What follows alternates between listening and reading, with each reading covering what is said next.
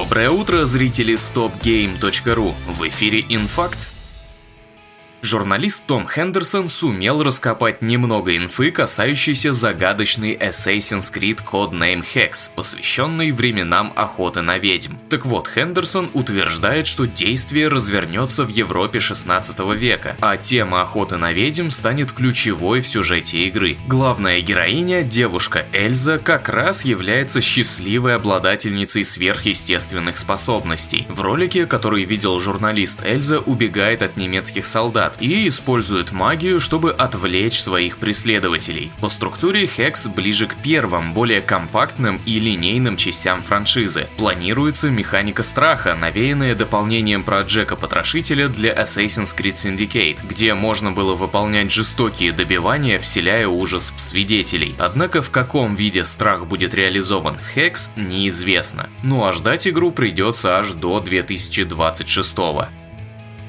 Продолжение культовой в некоторых кругах серии «В тылу врага» Man of War 2 собиралось выйти погулять еще в сентябре прошлого года, однако сорвалось. За минувшие месяцы разработчикам удалось хорошенько доработать игру, опираясь на отзывы после публичных бета-тестов. И теперь студия Best Way ответственно заявляет, что стратегия в антураже Второй мировой выйдет 15 мая в Steam и Epic Games Store.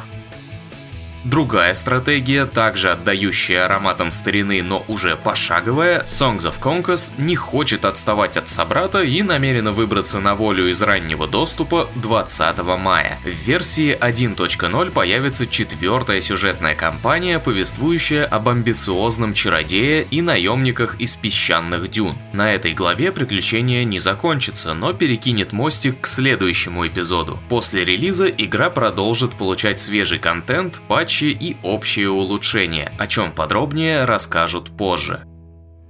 Издательство Team 17 и студия Sarepta представили проект под названием Thalassa Edge of the Abyss. Это одиночное приключение от первого лица, в котором нам необходимо будет натянуть на себя водолазный костюм образца 1905 года и отправиться на морское дно, чтобы исследовать затонувший исследовательский корабль Thalassa. Наша задача — собрать все зацепки и выяснить, что же произошло на борту в последние минуты перед крушением. А для этого придется обходить препятствия или преодолевать их при помощи инструментов. По словам создателей, нас ждет эмоциональная история, затрагивающая темы стресса, утраты и скорби. Thalassa Edge of the Abyss выйдет 18 июня исключительно в Steam.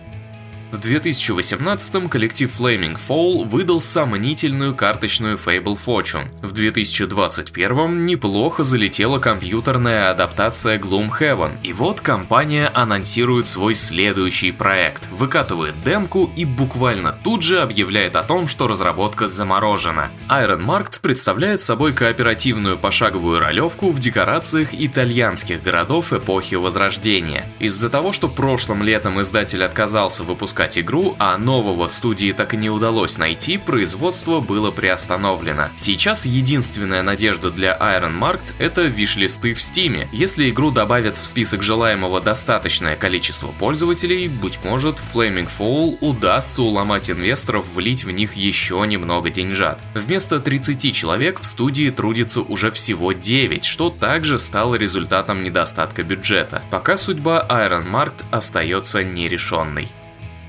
Состоялся выход продолжения бумер-шутера Ion Fury под названием Phantom Fury. После событий первой игры прошло несколько лет. Главная героиня очнулась в новом мире, да с бионической рукой. Ей предстоит пересечь всю территорию Соединенных Штатов, дабы отыскать демоническое ядро, смертоносный артефакт невиданной мощи, угрожающий существованию человечества. Из особенностей разработчики выделяют более 2 десятков различных пушек, скоростной геймплей, море противников, от адских киборгов до гротескных мутантов и суперсолдат, элементы кастомизации и прокачки, разнообразные локации и высокую интерактивность мира. Судя по первым отзывам, с релизом издатель все-таки поспешил. В игре часто встречаются неприятные баги, порой совершенно непонятно, от чего тебя хотят авторы миссий, а третий акт сделан будто в попыхах. Phantom Fury доступна в Steam. Актер Стивен Огг, известный широкой публике по роли Тревора в GTA 5, рассказал, что, оказывается, для одиночной кампании пятого грандиозного хищения должно было выйти DLC. А ведь, как мы знаем, ни одного дополнения для сингла Rockstar так и не выпустила. По словам Стивена, в аддоне его герой должен был стать агентом ФБР под прикрытием. Кроме него, в новой истории должны были участвовать и оставшиеся двое героев. Работа велась не только на уровне разговоров. Некоторые материалы уже даже успели отснять, но тут выстрелила GTA Online, и Rockstar решила забить на сюжетный режим, сосредоточившись на мультиплеере. Если вам не терпится наконец погрузиться в очередную вселенную, созданную руками Hoyoverse, это новость для вас. Компания открыла предварительную регистрацию в Zenless Zone Zero на всех платформах. Чем больше пользователей проявит интерес к игре, тем больше бонусов вручат игрокам на запуске. Разработчики рассчитывают на скромные 40 миллионов человек по всему миру. Официально дата запуска будет названа позже, но в магазинчике Apple уже обозначено 3 или 4 июля в зависимости от часового пояса. Ошибка ли это или Apple просто поспешила, узнаем после официального заявления. Fortnite все еще кажется Epic Games недостаточно безопасным местом, поэтому в игру решили ввести новый параметр в настройках, а именно отображение вызывающих эмоций. Ну то есть, если вас вдруг обижают анимации «обхохочешься», «признание поражения», «хлыст» и «всем по банану», вы можете тыкнуть в вышеозначенный параметр, и игра на вашем экране просто будет их игнорить. К другим новостям. Бывший креативный директор Эпиков Дональд Мастерд рассказал, что в форточке задумывались коллабы и с франшизами Nintendo, однако Большая N выставляла слишком уж странные условия. К примеру, при попытке договориться насчет появления Fortnite Samus из Метроида, японцы потребовали, чтобы героиня заглянула только в версии игры на Switch. Ну и, как вы понимаете, ничего из этой затеи не вышло. Так что вряд ли вы сможете когда-нибудь увидеть в экшене Эпиков Линка или Марио. Вот сидите и довольствуйтесь своей Билли Айлиш.